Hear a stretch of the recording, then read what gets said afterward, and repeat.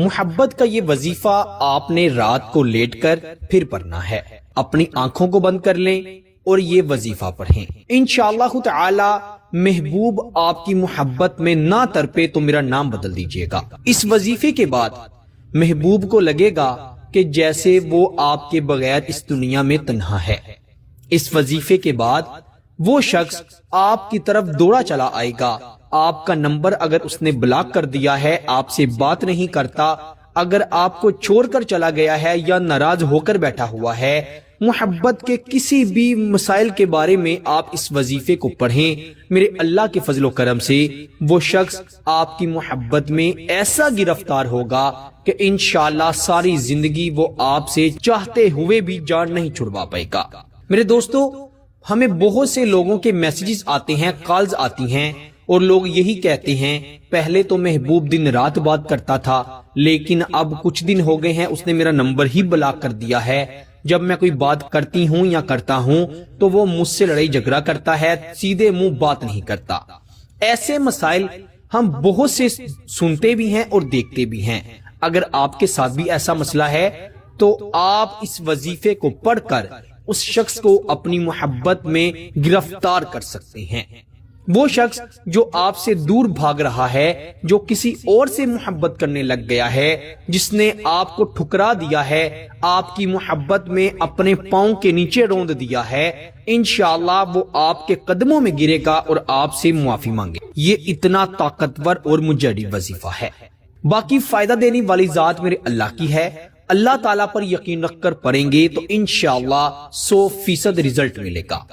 اگر آپ نے محض اس لیے کیا کہ کر کے دیکھ لیتا ہوں فائدہ ہوگا تو ٹھیک ہے، ورنہ کوئی بات نہیں، تو آپ کو اس سے فائدہ قطعاً نہیں ہوگا. اچھی نیت سے پڑھیں، اللہ تعالیٰ پر یقین رکھتے ہوئے پڑھیں، انشاءاللہ آپ اس کا رزلٹ، اس کا اثر اپنی آنکھوں سے دیکھیں گے. رات کے وقت لیٹ کر پڑھا جانے والا یہ وظیفہ ہے.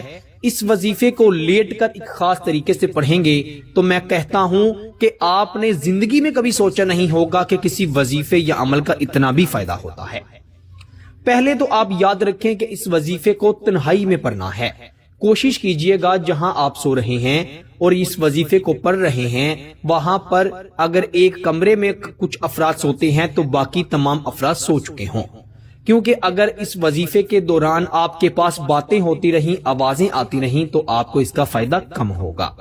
آپ نے اس بات کا خاص خیال رکھنا ہے. اس وظیفے کو پڑھتے وقت آپ کے منہ سے بدبو نہیں آنی چاہیے.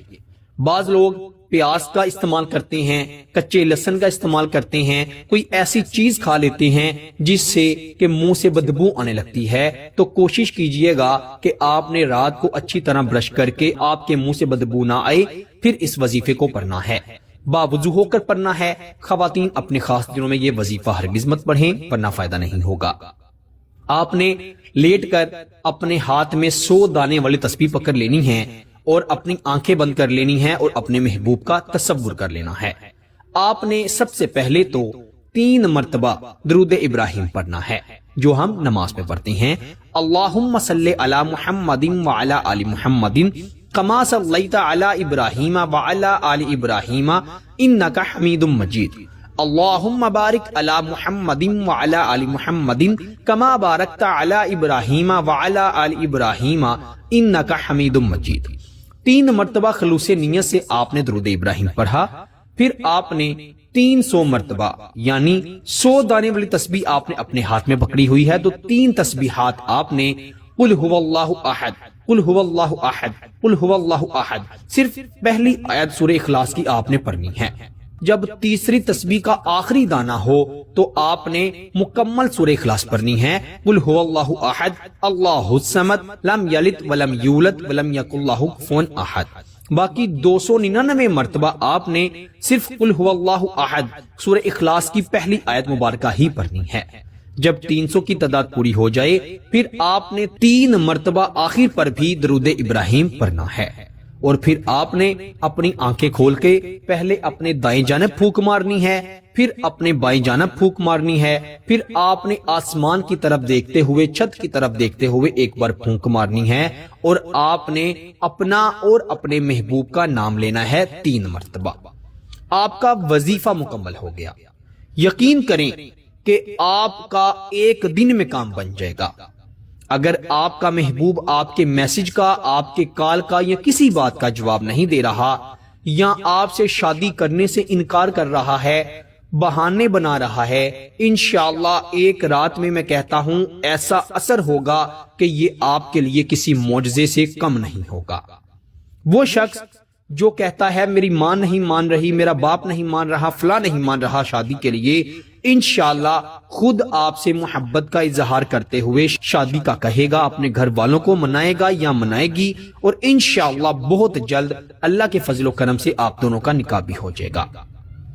وہ شادی شدہ مرد اور شادی شدہ عورتیں جن کی آپس میں ناراضگی چل رہی ہے میاں بیوی کے درمیان، وہ اس ایک رات کے وظیفے سے دونوں میں اتنے طاقتور تعلقات بنا سکتے ہیں کہ میں کہتا ہوں کہ آج سے پہلے میاں بیوی میں ایسی محبت نہ کسی نے دیکھی نہ سنی ہوگی۔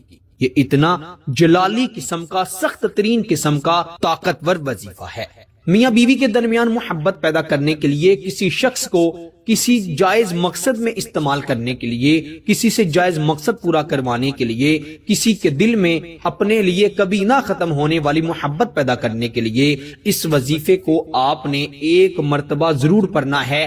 میں لکھ کر دے سکتا ہوں کہ انشاءاللہ 100% گارنٹی سے آپ کو اس کا اثر ہوگا۔ یاد رکھیں، صرف اللہ پر یقین رکھتے ہوئے پڑھیں گے اور اسے اچھی نیت سے پڑھیں گے، تب ہی آپ کو فائدہ ہوگا۔